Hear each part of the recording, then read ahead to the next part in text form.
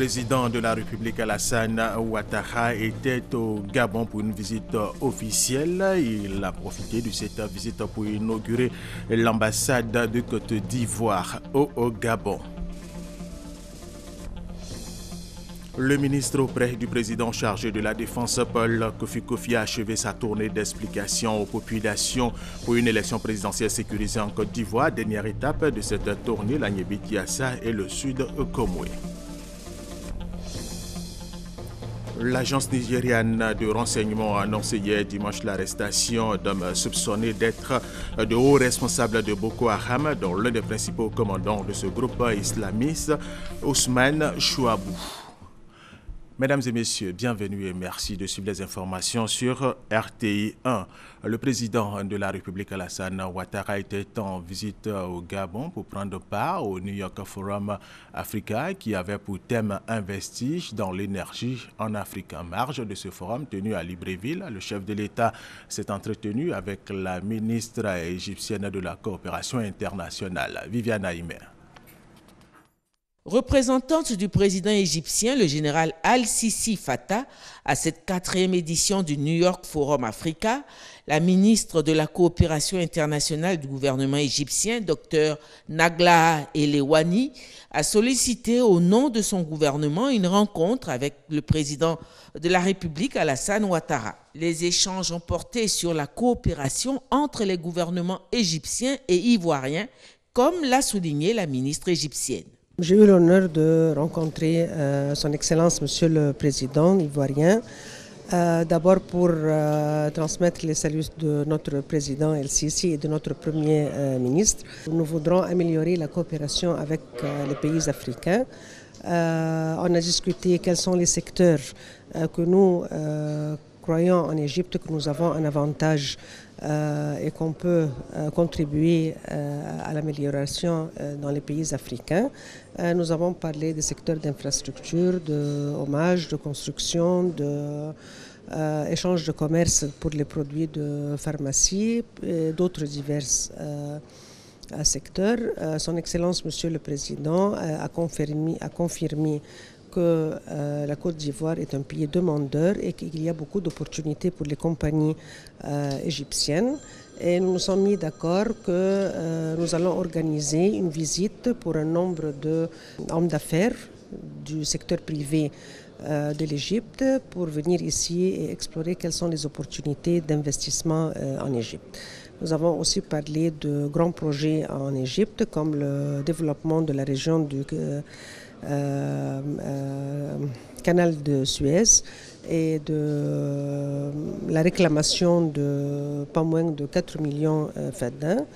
Et nous sommes mis d'accord que ces projets vont améliorer la croissance en Égypte. Monsieur le Président aussi a délivré le message pour notre président El-Sisi que la Côte d'Ivoire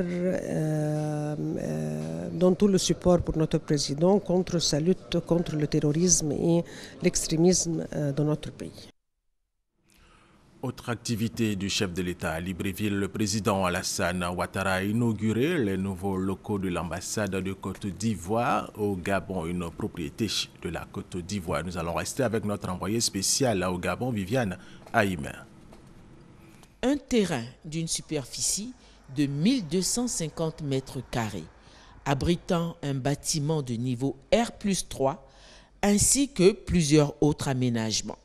Cette parcelle, située dans le centre-ville de Libreville, dans le 2e arrondissement, quartier Louis, est désormais la propriété de l'État de Côte d'Ivoire qui en est devenu l'acquéreur. C'est ici que sont désormais logés l'ambassade ainsi que les services de la chancellerie. La promesse faite par le président de la République aux ambassadeurs ivoiriens de revaloriser l'image et la respectabilité des représentations diplomatiques ivoiriennes à l'étranger voit ainsi sa première matérialisation. En poste à Libreville, l'ambassadeur de Côte d'Ivoire au Gabon, le général de corps d'armée Philippe Mangou, qui a été chargé d'assurer la supervision de ce bel ouvrage, est fier d'avoir mené à bien cette mission. Sous les très hautes instructions de son Excellence le Président de la République, des moyens nous ont été remis et nous avons pu donc acheter ce bâtiment qui est la propriété de l'État de Côte d'Ivoire. Nous l'avons réhabilité et à l'arrière-cour, nous avons construit une salle polyvalente d'une capacité de près de 400 places. Voilà. Donc c'est au président de la République et nous voulons profiter de vos micros et caméras pour lui dire un très très grand merci. Parce que nous étions à l'ancienne chancellerie qui était la propriété d'un cadre gabonais et par mois nous payions un peu plus cher, je ne vais pas dire le prix, mais nous payons un peu plus cher. Et cela revenait extrêmement cher à l'État. Aujourd'hui, nous sommes chez nous et nous ne payons rien pratiquement. Nous avons pu acquérir un terrain de 10 185 mètres carrés pour la construction d'une résidence. Et dans le plan que nous avons construit, une partie qui sera la résidence du président de la République. Et puis, sur le même terrain, on va retrouver les maisons, les appartements des diplomates. Avant l'acquisition de cette propriété, l'ambassade de Côte d'Ivoire au Gabon était logée dans un bâtiment en location. Ce sont 500 millions de francs de loyer que l'État de Côte d'Ivoire a payé en 20 ans de présence au Gabon. Profitant de sa présence dans ce pays, le président de la République est venu inaugurer ce périmètre ivoirien situé en plein Libreville. Le président de la République a dévoilé la plaque inaugurale et a effectué une visite des installations. Les travaux de l'ambassade et de la chancellerie étant achevés, le général Philippe Mangou a soumis au président de la République le projet de construction d'une résidence, projet que le président de la République a promis examiner. Revenons en Côte d'Ivoire. Le ministre d'État, ministre de l'Intérieur et de la Sécurité, Ahmed Bakayoko, par ailleurs, président du comité d'organisation des visites d'État, a rencontré les représentants des régions du Sandwich et de l'Indénié et du Agouin pour échanger avec eux sur la prochaine visite d'État du président de la République, Alassane Ouattara, qui aura lieu dans ces localités. Christelle Ménan. C'est officiel, la visite du chef de l'État dans l'Indénié du Ablin et le Sud Comoé devrait débuter ce 14 septembre par le département d'Adiaké. En attendant confirmation du programme, les préparatifs vont bon train et devraient s'accélérer après cette rencontre préparatoire entre les représentants régionaux et le président du comité d'organisation, le ministre de l'Intérieur et de la Sécurité. Ces rendez-vous sont très importants pour le président. C'est l'occasion vraiment d'apprécier, d'évaluer l'action de l'État dans ces régions, de voir les conditions de vie, les problématiques spécifiques de chaque région et d'y apporter des solutions. Autre information donnée ce jour, tous les départements de l'Indénié du Ablin et du Sud Comoé seront visités.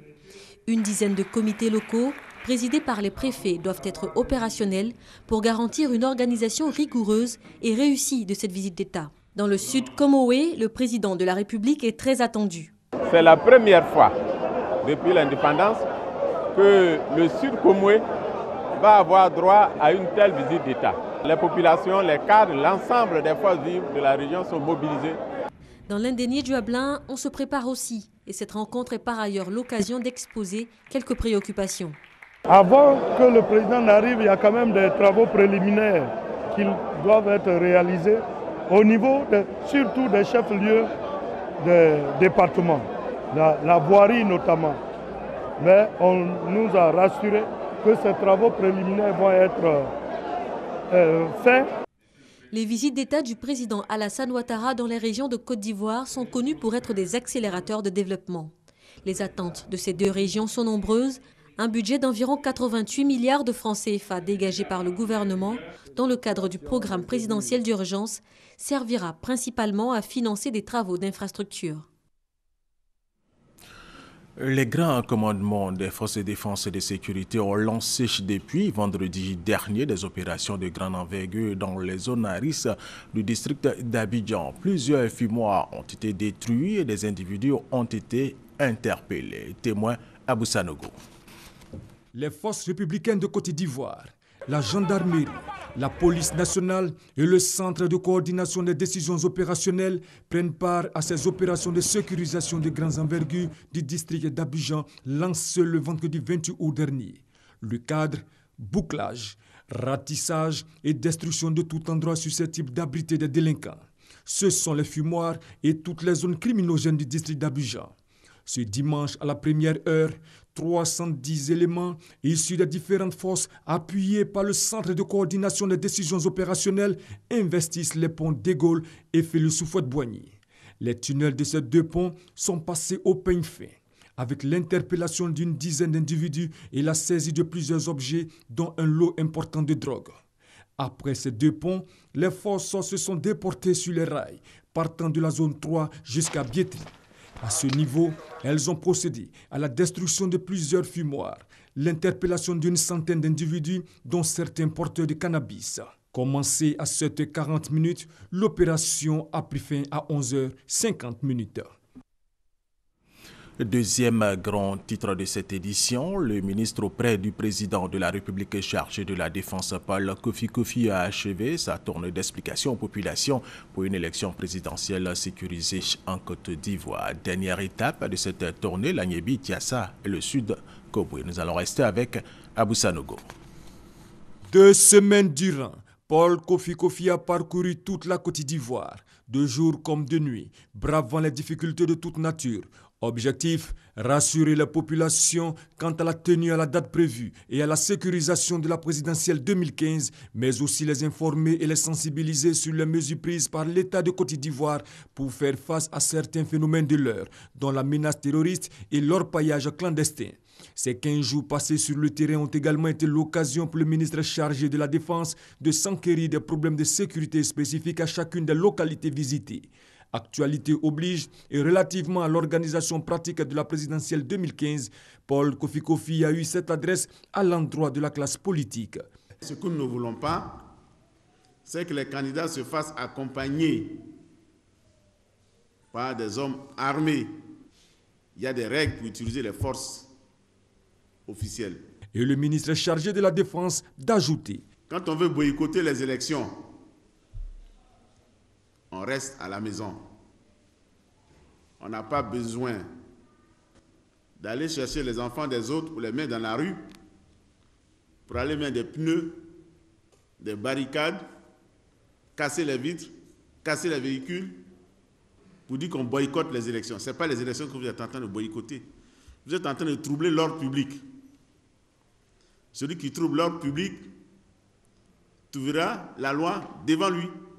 Aussi bien sur les futures élections que sur les questions sécuritaires, les populations disent s'inscrivent pleinement dans les recommandations du gouvernement. Nous allons nous serrer la main dans la main. Nous allons nous mobiliser ensemble pour qu'il y ait de l'attente. On va s'attendre, on va chercher la paix et on va voter avec la joie. Il est tout à fait indiqué que les hommes, les administrateurs, les chefs de village et tous les Ivoiriens se mettent ensemble pour faire en sorte que la paix s'installe définitivement en Côte d'Ivoire. Il faut noter que dans les localités où il est passé, Paul Kofi a dit des mots d'encouragement à l'ensemble des forces pour le travail abattu au quotidien pour la sécurité des personnes et leurs biens.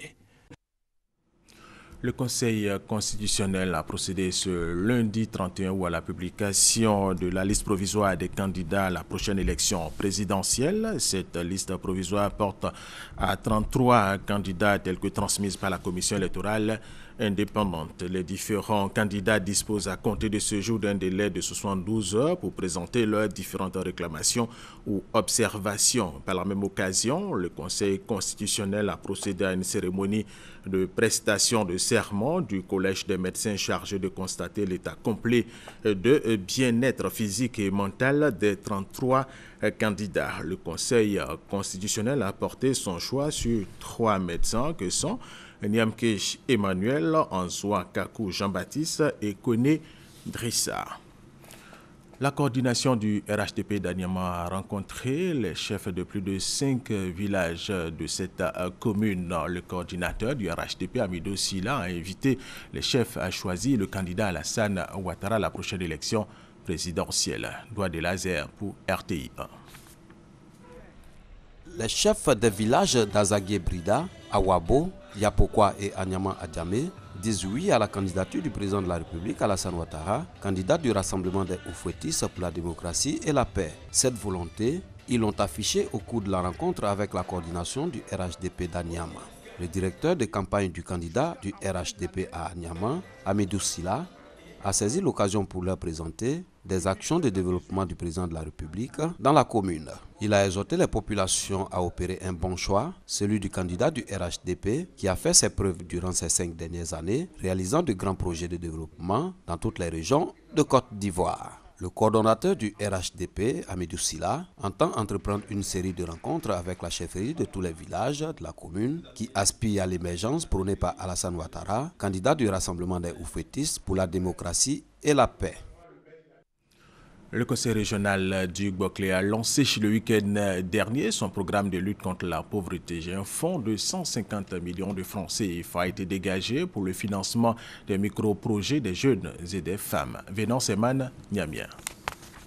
Ils sont 95 jeunes et femmes ainsi que 11 associations des départements de Sassandra et de Fresco dans la région du Gbokle qui ont reçu des mains de la ministre Anne Désiré Ouloto des chèques de 50 000 à 250 000 francs CFA pour les projets individuels et de 500 000 à 1 million de francs CFA pour les projets en association pour le financement de micro-projets. Cette remise de chèques s'inscrit dans le programme de lutte contre la pauvreté financé par le Conseil régional du Gbokle en partenariat avec une banque ivoirienne. Les heureux bénéficiaires du jour constituent la première vague des centaines de jeunes et de femmes ainsi que des associations de la région du Gbokle qui vont être touchées par le projet du Conseil régional. Le président du Conseil régional a invité les bénéficiaires à faire bon usage des fonds reçus. Vous devez avoir une très bonne gestion. Une très bonne gestion qui va permettre de dégager des bénéfices et de rembourser. Parce que si vous remboursez, ça peut permettre de financer d'autres. Ça permettra aux uns et aux autres de se prendre en charge, d'avoir des activités. La ministre Anne Désiré Ouloto, présidente de la cérémonie, s'est félicitée de l'initiative du Conseil régional et a rendu un hommage à son président pour sa vision. C'est vrai, je vois un beau bâtiment qui va changer la vie des femmes de Fresco. Cette cérémonie de remise de chèques a été suivie de l'inauguration du foyer féminin de Fresco, un autre projet du Conseil régional qui va permettre aux femmes de tout âge de la région du Gbokle d'apprendre à lire, à compter et à se former à des métiers tels que la couture, la coiffure, la puériculture, la pâtisserie et bien d'autres. Les planteurs de palmiers à huile de Toumanguié, secteur Aboisseau, réunis au sein de la COP-TOSA, ont fait le bilan de leurs activités. La rencontre s'est tenue dans le village d'Aingbe Kofikro, où se trouve le siège de cette coopérative. Eugène Atoubé. C'est un satisfecit pour les membres de la coopérative des planteurs de palmiers à huile de Toumanguié, secteur Aboisseau.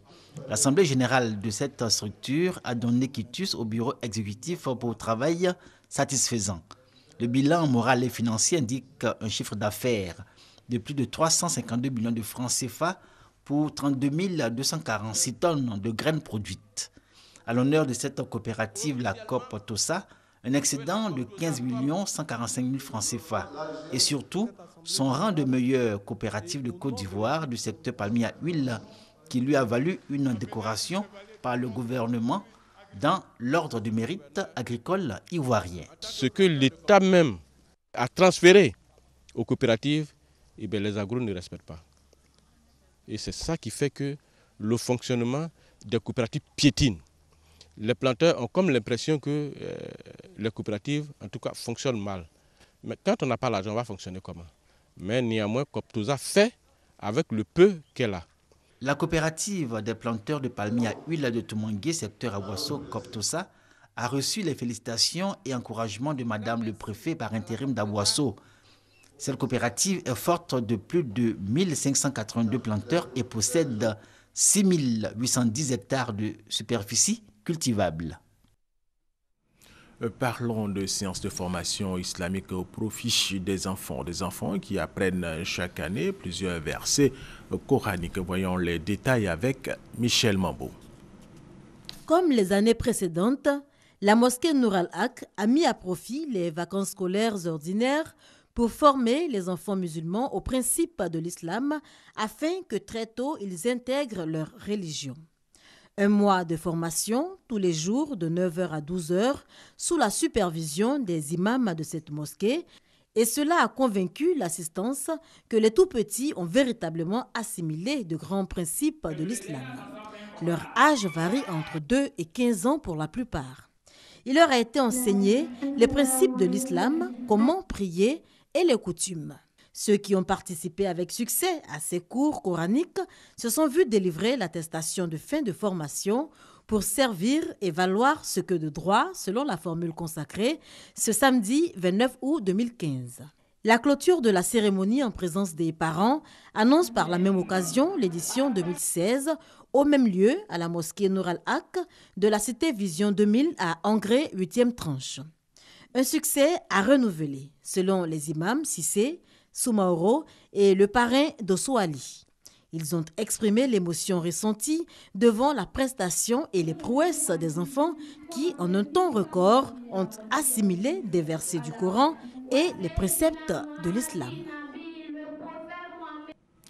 Tout à fait autre chose, la deuxième édition du Festival international de dessin animé de Yamoussoukro Fidayam 2015 a pris fin. Une quinzaine de productions sélectionnées par le jury étaient en compétition et c'est l'Académie ivoirienne du dessin animé Aïda qui a remporté les 2 premiers prix de cette deuxième édition. Connu par Gassoro. Allons rattraper la fille. Non, finalement... Soundiata Keïta, le réveil du lion. À Blapokou, la princesse Ashanti. De téléfilms projetés à la place publique de la gare sans frontières de Yamoussoukro. La projection de ces bandes dessinées s'inscrit dans le cadre de la deuxième édition du Festival international de dessin animé de Yamoussoukro Fidayam 2015. En compétition, une quinzaine de productions de bandes dessinées sélectionnées par un jury composé de réalisateurs, de producteurs et de professionnels de bande dessinée. Maintenez la moitié de nos hommes sur place. Maintenez aussi les barrages à l'entrée des villes. Que les autres royaumes en fassent autant. Un peu plus tôt dans la journée, le jury, réuni à l'Alliance franco-ivoirienne de Yamoussoukro, a donné son verdict. Ainsi, l'Académie ivoirienne du dessin animé Aïda remporte les 2 premiers prix de ce festival avec respectivement Amlan pour le prix du bélier d'or et le ticket de la loterie pour le prix du bélier d'argent. Le 3e prix, le bélier de bronze, est octroyé à l'AIN de l'Institut des sciences et techniques de la communication ISTC avec La fille instruite. Quant à Aïcha Karamoko, elle remporte le prix Jardin d'Éden, prix spécial du jury, un prix hors concours qui concerne les autodidactes. Moi-même, je ne suis pas scolarisée, je ne suis pas là à l'école, donc ça m'a donné une réflexion de parler mon histoire à travers de mon tableau et dire à mes amis, même si tu n'es pas là à l'école, il ne faut pas te laisser bras croisés, il faut toujours te lever, te battre. Pour le commissaire général du Fidayam, Kassi Vincent Ofantier, ce festival vise à sensibiliser, mais surtout à permettre à la jeunesse à s'intéresser à ce 9e art qu'est le dessin animé. Notre ambition, oui, ce n'est même pas démesuré, c'est pouvoir faire du Fidayam, c'est-à-dire le Festival international de dessin animé de Yamoussoukro, un autre FESPACO pour le dessin animé en Côte d'Ivoire. Pour répondre à la vision du président de la République Alassane Ouattara et de son gouvernement, celle de faire de l'école obligatoire pour tous les enfants, les initiateurs ont retenu comme thème pour cette 2e édition du Festival international de dessin animé de Yamoussoukro la scolarisation de la jeune fille. Selon les organisateurs, les vainqueurs seront récompensés dans les tout prochains jours par la ministre de l'Éducation nationale et de l'enseignement technique, Kandia Kamara, marraine de cette 2e édition du Fidayam. La finale du concours couleur vacances de radio Boaké a eu lieu au centre culturel Jakaka. Elle a été remportée par le village de Gbatanikro à Sanakan, Kades Godogo, RTI Boaké. Le Bata système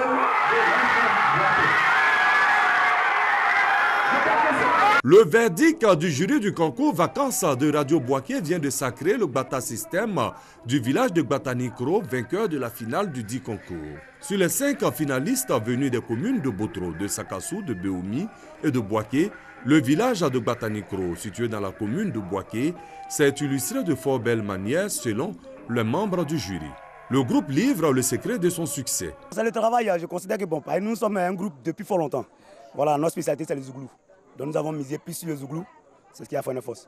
Cette première édition du concours vacances de Radio Boaké était placée sous le sceau de la paix et de la réconciliation, d'où le thème « Cohésion sociale pour des élections apaisées en Côte d'Ivoire ». Pour les initiateurs, l'objectif a été d'occuper sainement les jeunes de la région de Gbeke. Il ne faut pas toujours se retrouver sur des terrains de foot, dans des cybercafés. Il faut tout de même s'essayer dans la musique parce qu'il y a du talent caché. Nous allons découvrir. Le directeur des ressources humaines, représentant le directeur général de la RTI, a exprimé la satisfaction de la direction générale. Je tire mes chapeaux à la jeunesse qui a compris que la paix n'est pas un vain mot, mais un comportement. Les différentes autorités de Boaké ont salué cette initiative de la RTI d'occuper sainement la jeunesse de Gbeke. Plusieurs artistes de renommée ont pris part à la première édition du concours vacances de Radio Boaké, notamment Antoinette Conan, dont le titre Aoko a été le morceau imposé du dit concours. Le quartier Anoumabo, un quartier à Tchon de la commune de Makori, aura bientôt son centre culturel et un siège pour la nouvelle chafferie traditionnelle. Abiraou, le maire de Makori, a procédé à la pose de la première pierre du futur centre culturel d'Anoumabo et du siège de la nouvelle chefferie d'Anoumabo. Adama Kamagate, Hamza Diaby. Voici ce à quoi ressemblera le futur centre culturel et de la nouvelle chefferie d'Anoumabo. En forme de chaise royale, la bâtisse sera construite sur une superficie de 1875 mètres carrés. Elle se compose de 2 bâtiments qui abriteront une salle de conférence, un espace d'échange, une bibliothèque, une salle d'exposition des valeurs de la culture à Tchon et les bureaux de la nouvelle chefferie du village. Les travaux seront entièrement financés par le conseil municipal à hauteur de 200 millions de francs CFA. Bamba Cheikh Daniel, représentant le ministre d'État, ministre de l'Intérieur et de la Sécurité, Ahmed Bakayoko, à cette cérémonie, a encouragé l'initiative. Nous voulons que cet exemple-là soit copié, égalé et vécu par les autres maires. Le maire Biraoul et les Akians donnent l'exemple qu'il ne faut pas oublier sa culture. Comme disait Mpateba, un peuple sans culture est un peuple qui se meurt. Pour le premier responsable du conseil municipal, c'est tout un symbole pour la communauté à Tchon. C'est de traduire au peuple à Tchon notre attachement à nos traditions, notre attachement à la chefferie d'Anoumabo, qui est un pilier fondamental dans l'administration de nos territoires. Le démarrage effectif des travaux du centre est prévu pour octobre prochain. Ils vont durer 24 mois. Mais avant la cérémonie officielle de la pose de la première pierre du centre culturel et de la nouvelle chefferie, l'on a assisté à une démonstration de danse guerrière de la génération Blessoué. Une célébration qui traduit l'attachement du peuple à Tchon à sa culture. Les festivités marquant les 20 ans de la catégorie Tchagba Djéou viennent de se tenir à Benjeville. Le parrain François Amicha a exhorté les membres de cette génération à l'amour et au vivre ensemble qui caractérise le pays à Tchon. Connaît par Gassoro. Il y a 20 ans, la catégorie Tchagba Djéou faisait sa première sortie. Aujourd'hui, date de son anniversaire, elle a tenu à marquer un arrêt pour célébrer le vivre ensemble qui les caractérise. Dans quelques années, les Tchagba Djéou accéderont à leur tour au pouvoir dans leur village à Adjamé Benjerville. Village choisi par le parrain François Micha pour prodiguer quelques conseils à ses filleuls qui, selon lui, doivent observer et respecter la démocratie qui a cours au sein de la société à Tchon. Il y a quelques années, un peu dans tous les villages, on a connu quelques troubles. On a connu l'impatience de certaines générations à pousser dehors ceux qui étaient là. Mais je sais et je souhaite qu'ici à Adjamé Benjerville, on ne connaisse pas ce genre de problème qu'on a connu ailleurs. Et que chacun sache attendre son tour pour pouvoir gérer les affaires publiques du village. Dans le souci d'œuvrer pour le bien-être des populations du village, la catégorie Tchagba Djéou a promis s'inscrire dans une série d'activités de grande utilité, notamment la collecte d'ordures ménagères, la création de brigades de sécurité avec les jeunes du village et l'équipement progressif du dispensaire du village. Les festivités des 20 ans de la catégorie Tchagba Djéou se sont déroulées autour des thèmes VIH-Sida, l'hypertension artérielle, le diabète et l'insuffisance rénale. Objectif, sensibiliser les habitants du village d'Adjamé Benjerville sur ces pathologies. Et nous allons terminer cette édition avec cette information. L'agence nigériane de renseignement a annoncé hier dimanche l'arrestation d'hommes soupçonnés d'être de hauts responsables de Boko Haram, dont l'un des principaux commandants du groupe islamiste qui serait lié à plusieurs attentats suicides à travers le pays. Il s'agit d'Ousmane Chouabou, alias Morning, qui a reconnu être le chef d'une cellule chargée d'exécuter des attaques suicides. Et c'est la fin de cette édition. Merci de l'avoir suivi. Restez avec nous sur RTI 1.